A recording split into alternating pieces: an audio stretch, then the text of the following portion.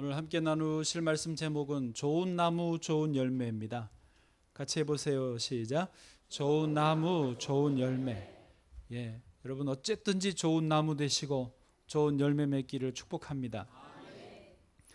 이제 본격적으로 여름이고 또 휴가철이라고 합니다. 어제 뉴스에 보니까 약 45만 대 차량이 서울을 빠져나갔다고 합니다.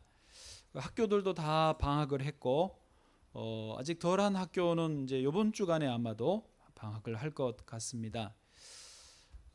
이 여름에는 장마비도 자주 오고 태풍도 옵니다. 그리고 또 맑은 날씨에는 뜨거운 태양이 우리를 내리쬐이고 있습니다.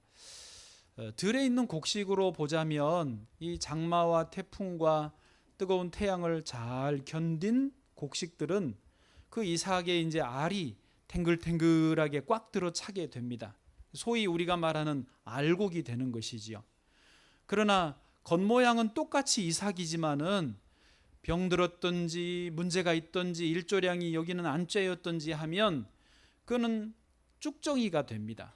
쭉정이는 똑같은 껍질인데 속에 알은 없는 거, 그게 빈 껍질 쭉정이인 것입니다.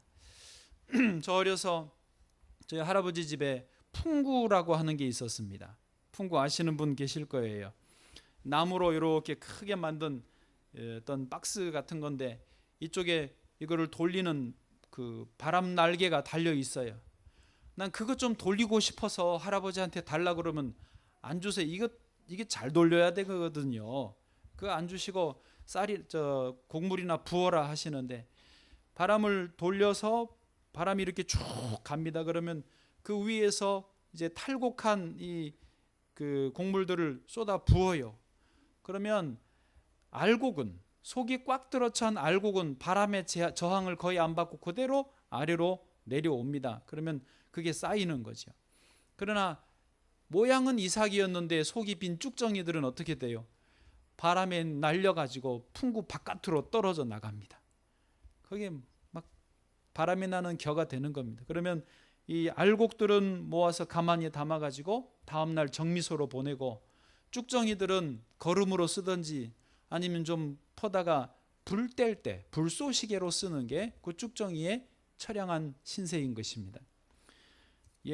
기왕이면 저와 여러분이 이 여름날을 잘 보내서 쭉정이가 아니라 알곡 되시기를 바랍니다. 자, 오늘 말씀의 어떤 화두가 바로 이건데요. 우리가 어떻게 이 여름날을 잘 보낼 수 있을까? 어떻게 하면 기왕에 좋은 나무가 되고 또 좋은 열매들을 가을에 많이 맺을 수 있을까? 세상에 많은 분들은 여름이다. 특히 여자분들은 이제 벌써 벌써 이미 지금은 늦었죠. 살을 일찍이 빼야 여름에 이렇게 뭐라도 입어볼 수 있는데 뭐 그런 거는 좀 놔두고 우리는 영적으로 어떻게 하면 여름을 잘 보내는 게 좋을까? 이것이 오늘 말씀의 어떤 화두, 좋은 질문, 필요한 질문이라고 여겨집니다. 자, 오늘 말씀을 먼저 간단히 배경을 설명하고 요약을 해드리겠습니다. 저를 보시면요, 오늘 말씀은 예수님이 제자들에게 하신 말씀인데 특별히 바리새인의 외식을 주의하라라고 하는 요지의 말씀입니다. 바리새인의 외식이 뭐냐면 외식은 말 그대로 겉과 속이 다르다라는 뜻입니다. 그러니까 바리새인들은요 정말 열심히 있는 종교인들이었습니다. 한 바리새인이 성전에 와서 이렇게 큰 소리로 기도를 합니다. 한번 들어보세요. 누가복음 18장 11, 12절. 바리새인은 서서 따로 기도하여 이르되 하나님이여 나는 다른 사람들 곧 토색, 불의, 간음을 하는 자들과 같지 아니하고 이 세리와도 같지 아니함을 감사하나이다. 거기 세리 한 명이 와가지고 쭈그리고 엎드려 있었거든요. 나는 죄인입니다 그러고요.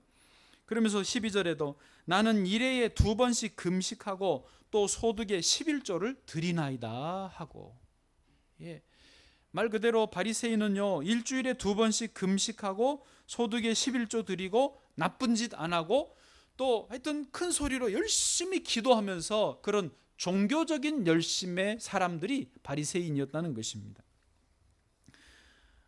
그래서 그러다 보니까 바리새인들은 사람들을 가르치는 지도자의 입장이었고, 또 사람들도 우리가 저 바리새인처럼 따라가야 되는데 그러고 산 시절이었습니다. 그런데 예수님은요, 이런 바리새인들을, 죄송합니다, 이렇게 표현해서 몸서리치게 싫어하셨습니다. 심지어 뭐라고 비유하셨냐면 바리새인은 회칠한 무덤과 같다라고 하셨어요. 여러분, 회칠한 무덤이 뭘까요? 무덤인데 겉에는 회칠을 하얗게 해놔서 깨끗해요, 하얘요. 그런데 그 속에는 시체가 썩기 때문에 시신 썩는 냄새, 그거 정말 기분 나쁩니다. 악취예요. 그리고 구더기가 드글드글하는, 시신 뜯어먹는, 그게 회칠한 무덤이라는 거죠. 그게 누구와 같다고요? 바리새인과 같다는 거죠. 겉은 종교적으로 폼을 잡고 하는 것 같고 번드르르한데 그 속에서는 전혀 하나님을 찾지도 않고 의지하지도 않고 자기 교만, 자기 의 속에 있는 그 외식하는 모습, 그거를 담지 말라고 예수님이 지금 경고하시고 있는 것입니다. 여러분, 바리새인의 입장에서 생각해 봐도 과연 바리새인들이 자기들의 신앙생활에 스스로 참 만족이 있었을까요? 사람이라면, 양심이 있다면, 생각이 있다면 겉으로 보여지는 모습과 속의 내용이 다르기 때문에 아마 자기들도 만족하지는 못했을 것입니다. 그러니 그들의 행동, 그들의 가르침을 따르지 말라 경고하시는 예수님의 말씀이 이유가 있는 것입니다. 자, 이 내용을 좀 이해하시면서 이제 본문을 빠르게 얼른 봐보시겠습니다. 39절입니다. 우리 본문이 39절부터인데 39절 같이요, 시작. 또 비유로 말씀하시되 맹인이 맹인을 인도할 수 있느냐? 둘이 다 구덩이에 빠지지 아니하겠느냐? 아멘. 여기 두 맹인이 나오는데 앞에 맹인은 누굴까요? 바리새인이라고 생각하셨죠? 뒤에 맹인은 누구일까요? 그 바리새인을 좋다고 따라가려고 하는 사람들. 그러면 이 두 맹인의 결과는 뭡니까? 같이 구덩이에 빠지는 거죠. 같이 인생이 망하는 거지요. 왜 이렇게 조용하세요? 그 다음에 41절로 건너뛰어 보세요. 41절요, 시작.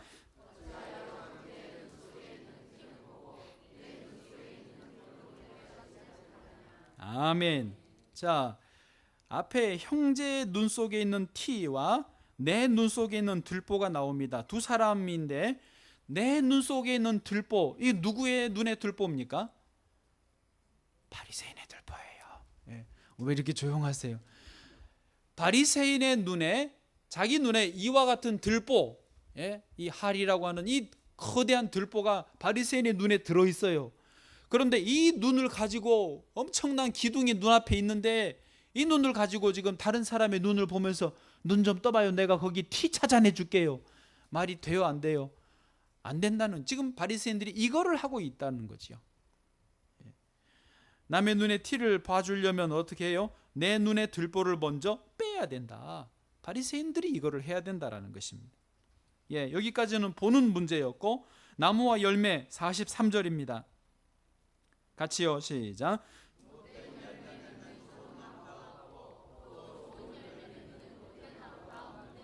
아멘. 너무 잘 아시죠? 오늘 말씀은 본문이 좀 쉬워요. 정리하면 이 43절 말씀의 요지는 뭐냐면, 못된 나무는 무슨 열매를 맺을 수밖에 없다? 못된 열매밖에 맺을 수 없어.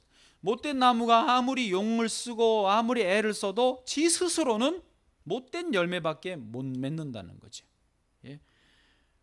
가시나무가 어떻게 무화과를 열매 맺고 찔레가 어떻게 포도를 열매를 맺느냐? 안 된다는 거예요. 다만 좋은 나무만이 좋은 열매를 맺을 수 있다라는 것입니다. 저와 여러분이 바리새인은 아닌 줄을 믿습니다. 저도 제가 생각할 때 제가 바리새인인가는 아닌 것 같아요. 여러분은 늘 저를 보실 때 어떨지 모르지만 저도 여러분이 바리새인으로 보이지는 않습니다. 아멘.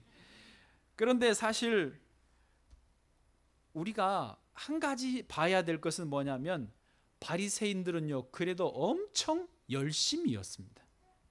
저와 여러분이 지금 예수님 뒤에 숨어가지고 바리새인들 뒷담화를 까고 있기는 하지만은 이분들이 그래도 한 가지 자랑은 뭐냐면 외식은 하지만 열심은 있었다는 거예요. 일주일에 2번 금식하고 11조 내고 죄 안 지으려고 하고 열심히 기도하려고 애를 쓰는 그게 좀 외식이었지만은 그런 열심은 우리가 좀 생각할 필요가 있다라는 것입니다. 사도 바울도요 예수님 만나기 전에는 바리새인이었어요. 사도행전 26장 5절에 내가 우리 종교의 가장 엄한 파를 따라 바리새인의 생활을 하였다. 그럴 정도로 바리새인의 열심이었어요. 그런데 문제는 거기서는 참 기쁨이 없다는 거죠. 참 신앙이 아니라는 거죠. 참 만족이 아니라는 거죠. 그러니 바리새인의 길을 가지 말고 어디의 길을 가야 된다? 예수님의 길을 가야 된다라는 것입니다. 자, 이제 본문이 이제 이렇다는 거고요. 제가 오늘 이 본문에서 짧게 두 가지로만 나누도록 하겠습니다. 어떻게 하면 좋은 나무가 되고 어떻게 하면 좋은 열매를 맺을 수 있을 것인가. 제가 1부 때 분명히 2가지라고 그랬는데 마치고 저희 한 사람이 왜 3가지라고 하지 않았느냐고 나한테 따져요. 내가 분명히 2가지라고 그랬는데 여러분 2개입니다. 2개. 금방 끝납니다. 첫 번째, 좋은 나무가 될 수 있는 방법은 뭐냐? 우리가 예수님에게 접붙임을 받으면 된다라는 것입니다. 예수님도 그것을 인정하셨어요. 우리는 본래 마른 막대기와 같은 사람들입니다. 우리는 돌 감람나무 가지와 같은 사람들입니다. 그러나 참 감람나무요 참 포도나무이신 예수님에게 접붙임을 받을 때 우리는 좋은 나무가 비로소 될 수 있다는 것이죠. 요한복음 15장 5절에서 예수님도 그렇게 말씀하셨어요. 같이 읽어보시죠. 시작. 나는 포도나무요 너희는 가지라. 그가 내 안에 내가 그 안에 거하면 사람이 열매를 많이 맺나니 나를 떠나서는 너희가 아무것도 할 수 없습니다. 아멘.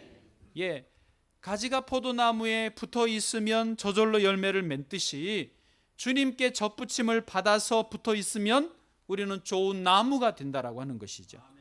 사도 바울도 같은 맥락에서 로마서 11장 17절에 이렇게 말했습니다. 같이 읽어보세요. 또한 가지 얼마가 꺾이었는데 돌감람나무인 내가 그들 중에 접붙임이 되어 참 감람나무 뿌리에 진액을 함께 받는 자가 되었은즉. 아멘.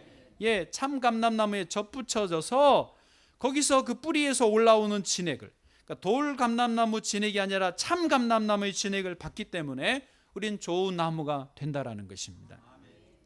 여러분, 이걸 분명히 기억하시기 바랍니다. 우리는 스스로 아무리 노력한다 해도 좋은 나무가 될 수 없습니다. 제가 비관론자가 아닙니다. 부정적인 생각을 하는 게 아닙니다. 우리 인간은 근본적으로 죄인이기 때문에, 아담의 후손이기 때문에 그렇다는 것입니다. 오직 어디에 길이 있느냐? 가장 완전한 나무, 가장 최고의 생명나무이신 예수님에게 붙어야지만이, 꽉 붙어서 떨어지지 않고 그 영양분을 받아야지만이 좋은 나무가 될 수 있다라는 것입니다. 마귀가 자꾸 우리를 이 부분에서 속여요. 뭐라고 속이냐? 야, 너가 이를 악물고 공부해야지. 너가 쉬지 말고 일을 열심히 해야지. 지금 너가 한가하게 웃고 있을 때냐? 즐기고 있을 때냐? 그러나 성경은, 주님은 우리에게 그렇게 말하지 않으세요. 너가 이를 악물고 공부하는 것도 좋지만 그보다 항상 기뻐하라고 말씀하십니다. 너가 쉬지 말고 일해라, 그렇게 말씀하시잖아요. 너 쉬지 말고 뭐 해라? 기도해라, 붙어라, 예수님에게 붙어라고 말씀하십니다. 너가 지금 즐거워할 때가 아니다라고 마귀는 하지만 주님은 너는 범사에 내게 감사하라고 말씀하시는 것입니다. 여러분, 이게 어떻게 가능합니까? 포도나무이신 주님께 붙어 있을 때, 접붙임으로 꽉 붙어 있을 때 항상 기뻐하고 쉬지 않고 기도하고 모든 일에 감사하는 것이 가능하고, 그것을 통해서 우리는 열매를 맺게 된다라는 것입니다. 여러분, 모든 지혜는 예수 그리스도에게서 나오는 줄을 믿습니다. 병고침의 능력도 예수님에게서 나오는 줄을 믿습니다. 우리 인생의 문제, 가정의 문제의 답은 예수 그리스도를 믿고 의지할 때 나오는 줄을 믿습니다. 내가 행복하기 원하십니까? 인생에 만족하기 원하십니까? 우울감을 떨쳐버리기 원하십니까? 예수 그리스도에게 더 바짝 붙으시기를 축복합니다. 세월이 그런데 흐르다 보면 자꾸 붙여졌던 자리가 헐거워집니다. 저는 고등학교 농업 시간에 이 젖붙이는 거 배웠어요.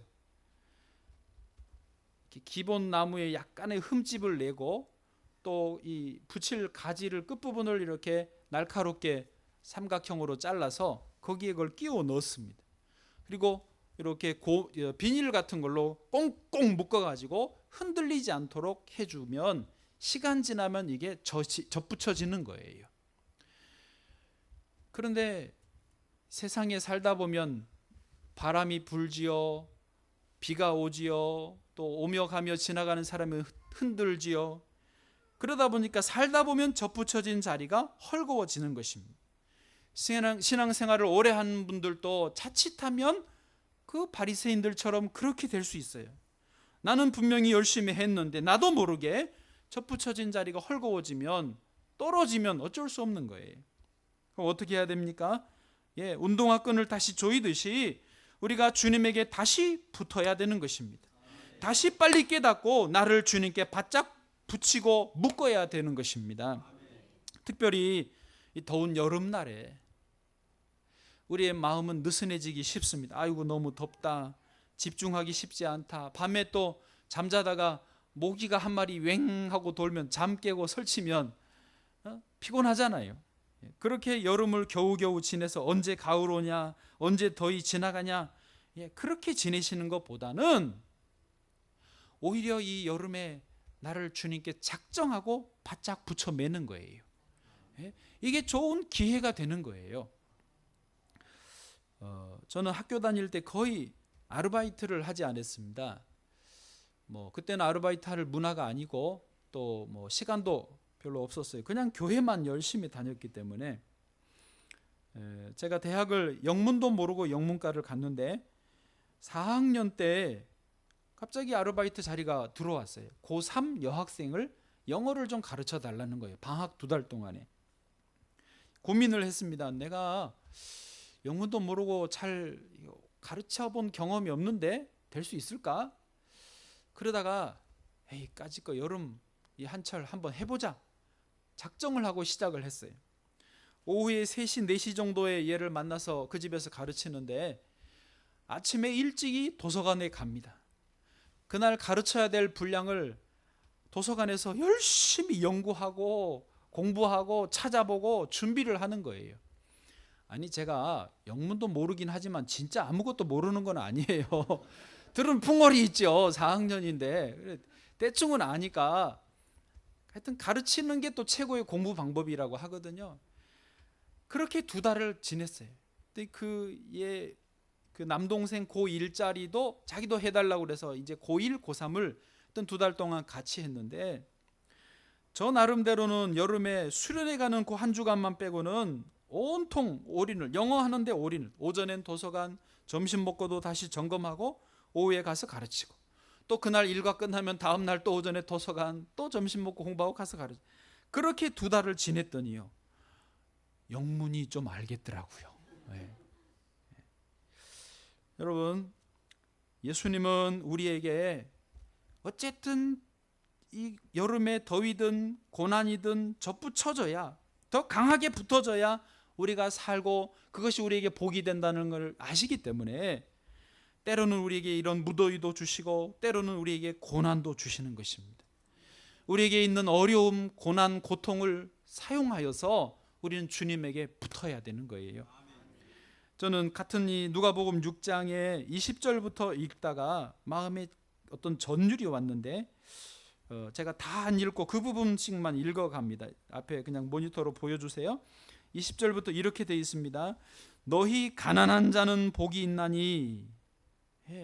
현재 가난한 자는 복이 있나니. 저의 상상 속에서 지금 가난하기 때문에 예수님에게 더 강하게 붙음으로 그것이 복이 된다라는 것입니다. 21절에도 지금 줄인 자는 복이 있나니 또요 뒤로 지금 우는 자는 복이 있나니 22절 인자로 말미암아 사람들이 너희를 미워하며 멀리하고 욕하고 너희 이름을 악하다 하여 버릴 때에는 너희에게 복이 있나니. 이런 고난과 어려움이 우리로 하여금 예수님에게 더 붙어지게 만들기 때문에 지금은 고난이지만 나중에 결국은 그게 축복이 된다라는 거예요. 23절 아예 대놓고 말씀하십니다. 그런 현재 고난 어려움의 그날에 기뻐하고 뛰놀라. 하늘에서 너희 상이 큼이라. 그들의 조상들이 선지자들에게 이와 같이 하였느니라. 그런데요, 바로 다음 절 24절부터는 화 있을진저를 선언하십니다. 누가 화냐? 너희 부요한 자여. 25절에 화 있을진저 너희 지금 배부른 자여. 화 있을진저 너희 지금 웃는 자여. 26절 모든 사람이 너희를 칭찬하는 자여. 그런 사람들은 오히려 화가 있다라는 거예요. 왜 이렇게 좋은데 화가 되느냐? 예수님에게서부터 떨어지기 때문에 그게 화라는 거예요. 그거를 깨닫기를 원합니다. 여러분, 어려움은 축복이에요. 고난이 축복이에요. 주님에게 붙기 때문에 축복이라는 것입니다. 저와 여러분이 이 더위, 덥다 하면 더 더워요. 그러나 시원하다 그러고 주님에게 붙으시기를 바랍니다. 인생에 어려움이 있으실 거예요. 가정에도 일에도 어려움이 많으실 겁니다. 그거를 가지고 주 앞에 엎드리십시오. 예배의 자리에, 기도의 자리에, 말씀 묵상의 자리에 나아오십시오. 그러면 그게 복이 있도다, 복이 있나니 저와 여러분의 것이 될 줄로 믿습니다. 하나 했어요. 이제 두 번째, 첫 번째 이 젖붙임을 받는 게 좋은 나무가 되는 방법이라면 두 번째는 좋은 열매를 맺는 방법인데 그것은 뭐냐면 순종하는 훈련을 하는 거예요. 여러분 한번 이렇게 상상해 보실까요? 돌 감람나무 가지가 참 감람나무에 젖붙여 졌지 않습니까? 그래서 진액은 참 감람나무에 올라오는 걸 빨아 먹는데 아직 이 돌 감람나무 가지에 원래 남아있었던 그 세포들, 원래 남아있었던 그 기질과 성격들은요 그대로 있잖아요. 최소한 여기서부터 여기까지는 돌 감람나무잖아요. 그러니 나도 모르게 옛 성품, 죄된 성품들이 올라와서 주님이 주신 진액의 열매를 못 맺게 가로막는 거예요. 그것을 넘어설 수 있는 방법, 그래서 좋은 열매를 맺을 수 있는 방법이 뭐냐? 순종의 훈련을 하는 거예요. 왜 목사님 자꾸 훈련을 강조하세요? 우리 그냥 좀 편안하게 자유롭게 내버려 두시면 안 되나요? 밥 먹고 잠 자고 좀 텔레비 보고 싶은 좀 보고 그러면 안 되나요? 왜 그렇게 훈련 강조하시나요? 저도 그냥 살고 싶어요. 아이들이 스마트폰 보고 텔레비전 보고 인터넷 밤새도록 게임하게 내버려 두고 싶어요. 그런데 어떻게 되나요? 그 인생이 답이 없어요. 길이 없어요. 다시 말씀드립니다. 우리는 모든 인간은 아담의 후손이기 때문입니다. 아담의 후손은요 누구나 죄성을 가지고 태어납니다. 그 죄성에서 스스로 나오는 발생하는 게 뭐냐면 가시와 엉겅퀴예요. 내 성격, 내 기질, 내 본성에서 가시와 엉겅퀴가 나와서 내 인생의 앞길을 가로막아요. 나를 장애물이 되고 발전하지 못하게 하고 어떻게 할 수 없게 만드는 거예요. 그러나 예수 그리스도 안에서 순종의 훈련을 하면, 말씀에 나를 복종을 시키면요 자연스럽게 가시와 엉겅퀴가 제거가 되는 것입니다. 여러분 기억하십니까? 에덴 동산에서는, 처음 만들어주신, 죄가 오기 전에 에덴 동산에서는 나무도 꽃들도 동물들도 과일들도 시냇물도 다 질서 가운데 자연스럽게 조화를 이루고 있었어요. 가시와 엉겅퀴가 그렇게 자라지 않았다고요. 죄를 짓고 에덴 동산에 쫓겨난 다음에 온 땅에 가시와 엉겅퀴가 두루 퍼질 것이니 아담이 가시와 엉겅퀴를 제거하는 땀을 흘려야, 그 수고를 해야 먹을 수 있다라고 주님이 말씀하셨어요. 그러므로 우리는 내버려 두면 잘 되느냐? 절대 그렇지 않아요. 순종의 훈련을 해야 된다라는 거예요. 이 이야기를 3번 내내 하는데 3번 내내 앉아 계셔서 참 민망하긴 한데, 탁구를 지금 우리 교회가 이렇게 계속 치잖아요. 처음에 탁구장을 잘 만들어 놓고 집사님들이 몰려오셔서 제가 그랬어요. 좀 레슨을 받으셔요. 강의를 들으면, 훈련을 좀 받으면 좋습니다. 그랬더니 거의 대부분이 누구라 할 것 없이 거의 모두 다 그냥 완전히 뭐라 그러죠? 만장일치로 우리는 레슨 필요 없습니다. 우리는 그냥 이렇게 편안하게 치던 대로 칠게요. 이게 재밌잖아요. 레슨 힘들어요. 일치 단결해서 사양하시더라고요. 그래서 내가 그러시든지, 싫다는데 누가 억지로 하겠습니까? 그렇게 한두어 달 지났습니다. 치다가 이게 폼이 이상하니까 이제 몸이 아파서 안 나오신 분들도 많고, 그래도 이를 악물고 치는 분들도 있었습니다. 지난주 중에 저하고 어떤 우리 동네 사장님이 탁구를 치러 오셨다가 가르쳐 준다고 2 권사님을 붙들었어요. 한 분 가르쳐 주는데 그래도 그분은 그럭저럭 괜찮은데 이렇게 엉덩이가 뒤로 빠지긴 하지만은, 한 분은 이렇게 치려고 그러는데 그냥 이렇게 치면 되잖아요.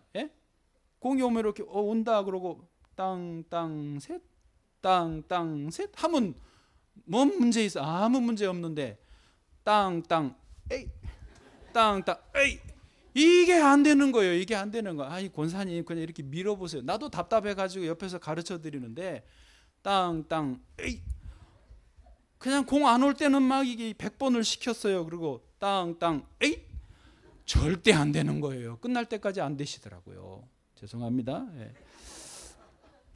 그게 왜 그럴까요? 근 2달 넘게 훈련 받지 않고 그냥 내가 하고 싶은 대로 하다 보니까 나도 모르게 잘못된 폼이 자리를 잡아버린 거예요. 그럼 이제 어떻게 해요? 이거 땅땅 이거 고치는데 2달은 걸려야 되는 거예요. 그래야 원래 처음 2달 전으로 갈 수 있는 거라고요. 그게 우리라고요. 우리 사람이라고요. 저도요 그런 경험이 있습니다. 제가 고등학교 2학년 때 성악을 전공하고 싶어서 대학을 이제 선생님에게 레슨을 받았어요. 그런데 저도 어려서부터 교회 학교를 다녔고 찬양도 하고 기타도 제가 쳐고 그래서 제법 노래를 잘했어요. 왜 웃으세요? 중학교 때 음악 그 실기 시험 보면 제가 실기로는 항상 반에서 1등을 했습니다. 노래를 제일 잘했어요. 그래서 이제 찬양을 하면 좋겠다 싶어서 정식으로 고2 때 선생님에게 레슨을 돈 주고 몇십만 원 한 달에 이렇게 주고 받는데, 저는 전혀 몰랐죠. 저는 잘하는 줄 알았는데 선생님이 저 소리를 딱 들어보시더니, 야, 왜 그렇게 목에다가 힘을 주냐? 이렇게 이런 소리, 목에 벌써 이렇게 밑에 음은 괜찮은데 올라갈 때 이렇게 가는 소리가 나는 거예요. 듣고 보니까 그렇더라고요. 그래서 3개월 내내 한 달에 몇십만 원씩 드리고 한 일이 뭐냐? 이 목에 힘 빼는 거. 힘 빼. 확 치는 거예요. 힘 좀 빼. 근데 이게 빼라고 그런다고 빠지나요? 몇 년을 이렇게 해왔는데. 그래서 그 시간 들이고 그 돈 들여서 힘 빼는 것만 3개월 했어요. 사람이 내버려 두면 잘할 것 같죠? 그렇지 않다니까요. 3개월 내내 그거 한 다음에 어느 정도 힘이 빠지니까 그 다음에 뭐 시킨 줄 아세요? 저를 바닥에 높여놓고 복식호흡을 하래요. 복식호흡 뭔지 아세요? 숨을 배로 들이마시는 거. 이렇게 어깨가 들썩이면요, 그건 노래를 할 수 없어요. 배에다가 바람을 넣어서 배에서부터 이 배 근육으로 조절해가지고 호흡을 탁탁탁 올려보내야 소리가 이제 여기 이마를 때리든 뒤통수를 때리든 소리가 여기로서 나오는 게 아니라 일이 나오든지 일이 나와야 이게 이 노래예요. 그렇지, 윤서야? 네. 제가 지금 성악 공부하고 있거든요. 근데 음악 선생님이 제 배 위에 올라 앉아가지고 배로 숨을 들이마셔서 자기를 공중부양을 시키래요. 얼마나 안 올라가는지. 근데 그게 이 백근육 단련시키는 거예요. 이제 그게 와전되면 선생님들이 학생들을 이렇게 학대한다 그렇게 오해를 받을 수도 있는데 그렇게 하는 거예요. 다 그렇게 해요. 예. 그 훈련을 받고 나니까 제가 이제 복식 호흡이 되더라고요. 지금도 저는 이 흉부 호흡을 못 합니다. 잘 안 돼요. 할 수는 있는데 답답해요. 가슴에 숨 들어차면. 배로 들어가면 편안해요. 그래서 배가 나와요. 배가 나와요. 근데 이게 복식 호흡이 성악에서 기본입니다. 그저께죠. 우리 여성중창단 지도하는 오혜은 집사님이 하는 말을 제가 중간에 들었는데 복식 호흡 이야기 하더라고요. 여러분 한 주간 동안 복식 호흡을 해오셔야 합니다. 이거 숫달을 해와야 합니다. 만약에 여러분이 복식 호흡을 해오지 않으면, 복식 호흡이 안 되면 저는 여러분에게 해줄 수 있는 것이 아무것도 없습니다. 딱 잘라 말하더라고요. 그랬어요? 그랬죠? 여러분 그 말이 어찌 들어보면 과한 말 같아요. 복식 호흡 안 된다고 노래 안 가르쳐 주나? 노래 못 부르나? 못 부릅니다. 그만큼 중요하기 때문에 잘라 말하는 거예요. 여러분 복식 호흡을 하면, 복식 호흡만 해오면 이제 뭐 고음이든 저음이든 화음이든 다양한 노래든 어떤 노래들도 다 가르쳐 줄 수 있다라는 거예요. 어떤 올려줄 수 있다라는, 복식 호흡만 하면 된다라는 거예요. 그리스도에게 복종한다는 게 그런 겁니다. 우리가 주님에게 순종하지 않고 내 뜻대로 내 고집대로 살면서 주여 도와주세요 100만 번 해보십시오. 도와주실 수가 없습니다. 그러나 아무것도 못해도 주여 내가 순종하겠습니다. 내 자신을 주께 드리면 주님이 잡아주실 수 있어요. 물질의 복도 주시고 영적인 권세도 주시고 혹 필요하시면 치유의 은사도 주시는 것입니다. 여러분 기도, 예전에는 그런 기도를 많이 했어요. 저에게 영권, 물권, 인권, 치유, 축복권 이런 거 달라고 기도하잖아요. 요즘에는 좀 덜한데 예전엔 그런 기도 많이 했습니다. 그래서 다 받았습니까? 물권을 받아라! 받았습니까? 그래가지고 받으면 다 받았지. 가리지도 않고 해주시던데. 그렇게 해서 받는 게 아닙니다. 물권을 받기 위해서는 물질에 관해서 내가 순종해야 돼요. 물질을 하나님의 뜻에 맞게 내가 순종할 줄 알고 그렇게 맞게 사용할 줄 알면 물권이 오는 것이죠. 영권도 그냥 옵니까? 영권 받아라! 그러면 영권이 옵니까? 저도 그러면 머리 들이밀겠어요. 그렇지 않습니다. 영권을 받기 위해서는 영적인 일에 내가 순종해야 돼요. 나를 완전히 바닥에 납작 엎드려서 나를 드려야 영권이 오는 것이죠. 그런 것입니다. 여러분 우리가 주님께 순종하는 거예요. 다니엘은 하루에 3번씩 하나님 앞에 기도했습니다. 그런데요 오해하지 마셔야 될 게 뭐냐면 다니엘이 하루 3번 기도하는 것이 자기의 노력, 자기 의지의 결단이다. 그거 아닙니다. 다니엘 하루 3번 기도드리는 게 하나님 앞에 자기를 내어드리는 어떤 순종이었어요. 아브라함이요 가는 곳마다 제단을 쌓고 예배를 드렸거든요. 아브라함이 예배를 드렸다 그렇게 보시면 안 됩니다. 아브라함은 예배 드리라 하시는 주의 명령에 순종한 거였어요. 최고의 제일 어려운 예배의 순종이 뭐였냐? 22장에 아들 이삭을 번제로 바치라 명령하셨잖아요. 예배를 드리라. 그런데 제물을 아들로 해서 예배를 나한테 드려라 하신 거 아닙니까? 그 명령에 아브라함은 순종한 거예요. 아브라함이 예배를 드렸다 이게 아니라 명령에 순종한 거라고요. 그러니 아브라함을 쓰시는 거예요. 사도 바울이 가는 곳마다 회당에 들어가서 복음을 전했습니다. 이방인의 사도예요. 가는 곳마다 복음을 전했는데 자기가 열심히 있어서 자기가 이방인의 사도니까 내가 해야 하니까 내가 전도해야지, 전도해서 전도왕 쳐야지, 이게 아니었어요. 성령님이 바울에게 가는 곳마다 복음을 전하라고 명령하셨기에 순종하였던 것입니다. 그래서 우리가 아는 사도 바울이 있는 것입니다. 자, 이제 우리 이야기를 해보시죠. 우리에게 적용을 해보시죠. 여름만 놓고 보신다면 한 달 반, 두 달 이때만 놓고 보신다면 여러분 주님이 틀림없이 저와 여러분에게 작은 것 하나라도 말씀하시는 게 있을 것입니다. 넌 여름 때 새벽 예배를 드려라. 너 여름 때 신약 성경을 다 읽어봐라. 너 여름 때 저녁에 잠자기 전에 기도라도 좀 해라. 뭐 책을 읽어라. 별로 아멘 감동이 없네. 예. 무엇이든 좋습니다. 제발 그냥 그 부르심에 내가 나를 내어드리는 순종을 하시기를 원합니다. 내가 뭘 해야지, 내가 나를 위해 해야지, 자꾸 그렇게 가면요 그게 마귀에게 속는 거예요. 우리는 접붙임을 받아 있는 존재이기 때문에 부르심에 순종하면 되는 것일 뿐입니다. 이지성 작가는 참 신앙이 좋은 분이에요. 이분은 그때 책 하루에 한 권을 읽는 게 목표였대요. 하루에 한 권을 읽는 게 자기 주님이 부르심이었다는 거예요. 그래서 책을 다 읽기 전에는 잠을 안 자고 어쨌든지 하루에 책을 한 권씩 읽는 순종을 했다라는 것입니다. 그래서 우리가 아는 그 이지성 작가가 됐다라는 것이죠. 이제 말씀을 정리하겠습니다.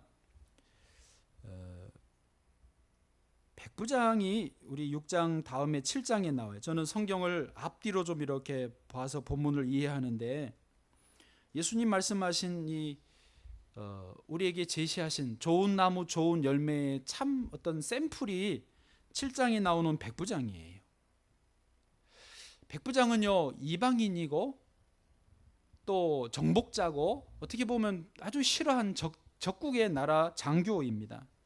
그런데 그 백부장이 얼마나 예수님에게 칭찬을 들었는지 몰라요. 여러분, 백부장은 군인입니다. 군인의 가장 기본 정신은 뭐예요? 명령에 순종하는 거예요. 그리고 기본적인 생활 태도가요, 절도가 있습니다. 기상시간, 취침시간, 밥 먹을 때 심지어 육사생들은 각 잡아가지고 밥 먹는다면서요. 네? 그런 것까지 철저하게 자기를 관리하는 것입니다. 걸을 때도 탁 하고.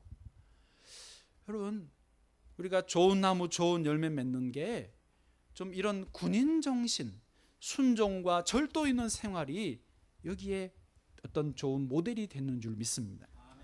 제가 명성교회에서 보니까 김사한 목사님이 군인들과 경찰들을 좋아하시더라고요. 그래서 저는 군인 경찰 별로 안 좋아하잖아요. 저희 세대 이렇게 보면. 그래서 왜 군인들을 좋아하시나, 왜 경찰들을 좋아하시나 이렇게 봤더니 군인 경찰 중에 장로님들이 제법 많으세요. 왜 뭐 말동 별, 뭐 대위 뭐 이런 분들도요 제법 많으세요. 경찰들도 많아요. 경찰청장도 막 오고 그래요. 굉장히 좋아하세요.